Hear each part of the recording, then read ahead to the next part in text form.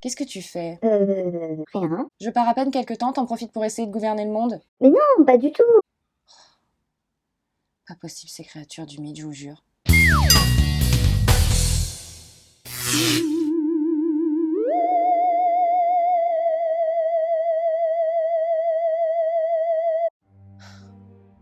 C'est ma punition pour m'être moquée de Brad. Ah, Lovecraft. Un romancier inconnu de son vivant.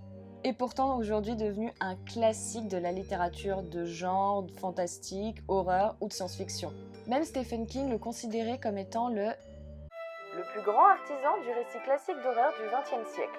Le petit Howard naît le 20 août 1890 à Providence dans le Rhode Island aux États-Unis. À ce moment-là, on est en pleine industrialisation, c'est-à-dire les chemins de fer, la course au pétrole, tout ça quoi. Et une émigration d'Européens et de Juifs qui viennent tous d'Europe, en passant par notre très cher Ellis Island, créé en 1892. Alors âgé de 3 ans, son père, vendeur en bijoux et métaux précieux, est atteint de démence dans un hôtel à Chicago et se fait interner au Butler Hospital jusqu'à sa mort en 1898. C'est quoi la démence? C'est ce que tu causes parfois, Cthulhu. Un syndrome où l'on peut observer une dégradation de la mémoire, du comportement et de la raison. Un sacré mélange, quoi. Et ça te fait rire? Avec sa mère, ils rejoignent alors ses 2 tantes et son grand-père dans la demeure familiale. Bon, sans énormément de surprises, Howard est surdoué. Il commence à apprendre et réciter des poèmes par cœur à l'âge de 3 ans. Tant qu'à faire, il écrit les siens à 6. Son grand-père, dont il est très proche, va l'encourager dans cette voie et va lui offrir ses premiers livres tels que Les Mille et une Nuits, l'Iliade ou l'Odyssée version enfant. Tu m'étonnes qu'avec de tels contes, il avait un bestiaire comme ça pour ses créatures. Entre la Gorgone ou Caribe et Scylla, il y avait de quoi faire de sacrés cauchemars. Il ne va pas à l'école jusqu'à ses 8 ans. Premièrement parce qu'il a un sale caractère, honte de rien, insolent, mais aussi parce qu'il est victime de terreurs nocturnes qui le rendent vraiment très malade. Il va faire 1 an et sera retiré immédiatement. Ça c'est du rapide. Il y retournera pas avant ses 12 ans.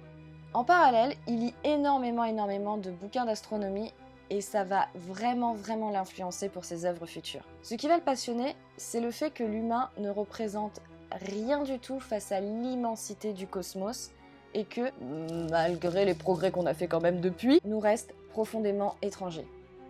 Et personnellement, c'est ce qui moi me terrifie. Malheureusement, son grand-père dont il est si proche mourra en 1904. Et pour ne rien arranger, à cause d'une mauvaise gestion du patrimoine, la famille va se retrouver sur la paille. Howard en sera dévasté et pensera même en finir. Alors âgé de maintenant 18 ans, Howard est sur le point de recevoir son diplôme,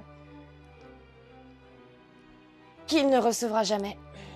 D'après lui, parce qu'il a fait une énorme crise de dépression nerveuse. Même si pendant une très grande partie de sa vie, il va affirmer le contraire et qu'il aura eu son diplôme. D'après S.T. Joshi, dans sa biographie Lovecraft, I Am Providence, si Lovecraft a fait une telle dépression, c'est tout simplement parce qu'il était nul en maths, comme moi. Sauf que par contre, lui, il en avait vraiment besoin, car c'était une des matières obligatoires si l'on voulait devenir astronome.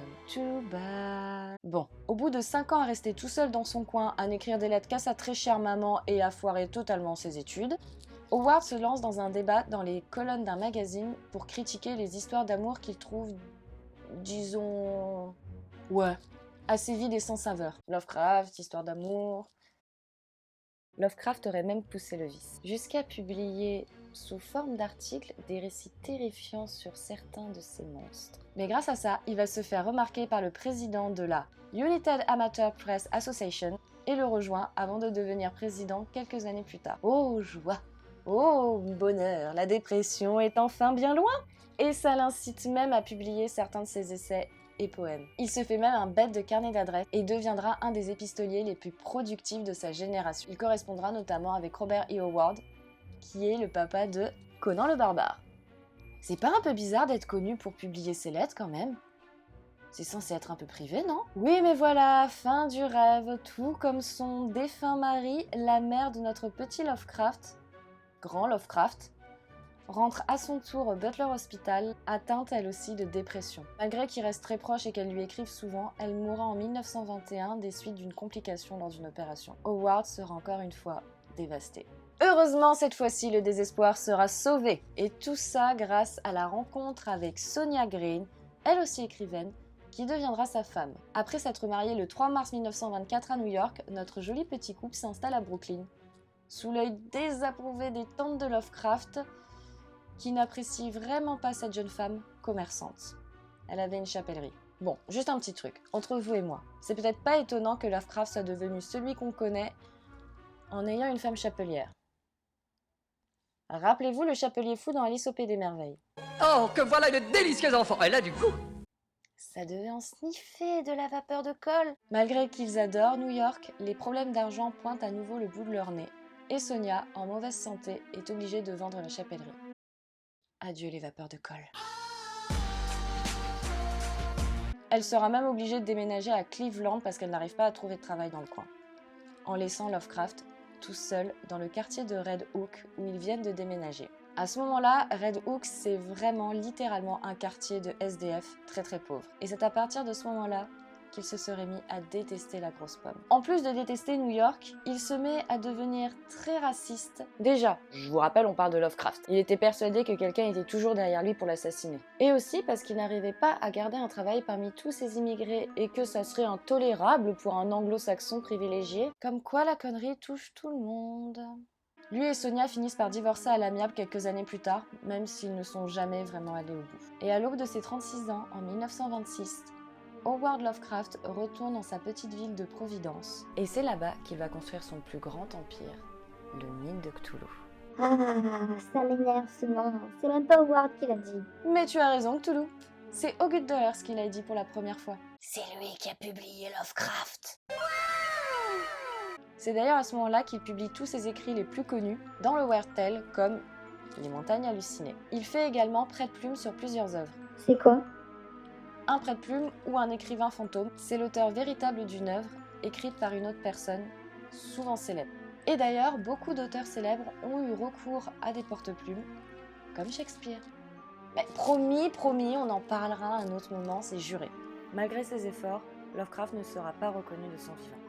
Même s'il est publié dans certains magazines, peu de monde connaissait à ce moment-là le nom de Lovecraft. Et en 1933, il doit encore une fois déménager avec sa dernière tante et unique famille. En 1936, après avoir appris la mort de son ami Robert E. Howard qui va énormément l'affecter, on lui découvre un cancer de l'intestin qui va énormément le faire souffrir jusqu'à sa mort en 1937, à l'âge de 46 ans. Lovecraft est enterré au monument familial avec sa famille. Mais enfin reconnu pour ses écrits, et uniquement pour ses écrits, ses fans organisent une collecte afin de lui offrir une stèle où on inscrit I am Providence qui avait été retrouvée parmi ses lettres. Quoi à la fin? Si tu parles de lui, tu es obligé de parler de moi. C'est un peu moins sans dur. Oui, on va en parler. Mais avant ça, on va parler du livre sacré. Je vous présente le Necronomicon. Tant d'adorateurs qui l'ont cherché pendant des années et il était dans ma chambre. Faux. Il était dans la tête de Lovecraft avec les vapeurs de colle. Écrit par le démonologue et sorcier Abdul Al-Azred, le Necronomicon est un mystérieux ouvrage regroupant les textes sacrés de dieux obscènes, l'histoire naturelle des autres mondes, un grimoire de sortilèges, potions, herboristerie et la clé qui ouvrirait le portail qui amènerait à la destruction de la race humaine. Pardon. Et c'est d'ailleurs avec ce livre qu'on pourrait faire de curieuses cérémonies avec des adorateurs d'un certain grand ancien, dont je vais vous lire la description. Un monstre à la silhouette vaguement anthropoïde, avec une tête de pieuvre, dont la face n'aurait été qu'une masse de tentacules, un corps écailleux d'une grande élasticité, des griffes prodigieuses aux pattes postérieures et antérieures, et de longues et étroites ailes dans le dos. C'est moi! Oui, c'est toi. Et si sa description vous fait trembler, attendez de savoir ce qu'il fait. Déjà que Cthulhu est plongé dans un sommeil profond, comme Blanche-Neige. Comme qui? Enfin, non, c'est pas ce que j'ai... Et même dans cet état, il continue d'interagir avec nous en nous envoyant des rêves pour nous influencer afin que l'homme œuvre à son réveil. Pour cela, il a une usine à cauchemars dans les terres oniriques, cachées sur notre planète Terre. Certains hommes ont réussi à accéder à cette terre, mais la plupart sont revenus fous. D'autres se sont mis à créer des sculptures et dessins flippants et creepy, des monstres qu'ils auraient pu croiser. Et les derniers sont introuvables. On raconte que Cthulhu a réussi son œuvre et qu'ils sont devenus ses disciples. Mais vous allez me dire, pour œuvrer pourquoi? Et comment réveiller Cthulhu? Alors non, Tout de suite, je vous le dis, c'est clairement pas avec un baiser. D'après ses adorateurs, il serait venu des étoiles pour créer sa ville préhistorique, Riley, et gouverner le monde. Manque de peau, il y a un truc qu'ils avaient pas prévu, la marée. La ville a sombré sous les flots avec les étoiles changeantes, et tous ses habitants sont plongés dans un sommeil profond, semblable à la mort. Ouais, c'est un mardi quoi. Mais un jour, les étoiles seront clémentes. Tout se réveillera et lancera son appel parmi les mortels. Ainsi, tous ses serviteurs sortiront de l'ombre et le libéreront. Il sera enfin libre de semer la mort et la destruction sur notre planète.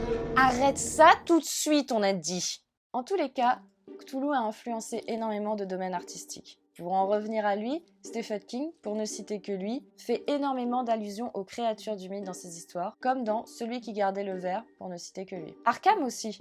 L'asile dans Batman, le nom vient bien de l'imaginaire de Lovecraft. Préférez les mangas ? On peut aussi trouver des allusions dans Fullmetal Alchemist. Bon, je vais pas citer tous les jeux de plateau, les jeux de cartes et surtout les jeux de rôle sur le sujet parce que là, on en a vraiment pour 1000 ans. Des petits clins d'œil dans Warcraft aussi, hein. Hop, hop, hop. Le jeu vidéo Call of Cthulhu, évidemment. Pour le cinéma, c'est Evil Dead qui s'y colle, avec notre Necronomicon. Bon, par contre, désolé Cthulhu, dans les séries animées, tu fais de la figuration dans South Park et dans Rick et Morty. Bon, pour revenir au livre, le point commun entre tous les protagonistes de Lovecraft, c'est qu'ils vont toujours mettre en péril leur santé mentale. Dans Les Montagnes Hallucinées, par exemple, sont plus connus, tout montre à nos personnages qu'il faut fuir, qu'il faut aller prévenir quelqu'un, chercher de l'aide. Les héros vont toujours plus loin dans leur recherche, jusqu'à aller peut-être trop loin. Ils n'y croient absolument pas, jusqu'à se rendre compte que...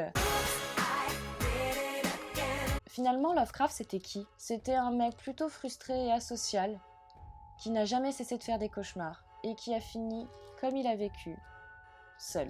Le truc positif qu'il nous laisse, c'est quand même une mythologie incroyable, ainsi que des bouquins qui sont vraiment cool. Si jamais vous ne connaissez pas, je vous invite à aller en récupérer. Et voici une petite recommandation personnelle pour la peine. Sur ce, faites gaffe aux poupes avec des ailes, et je vous dis à très bientôt. Salut!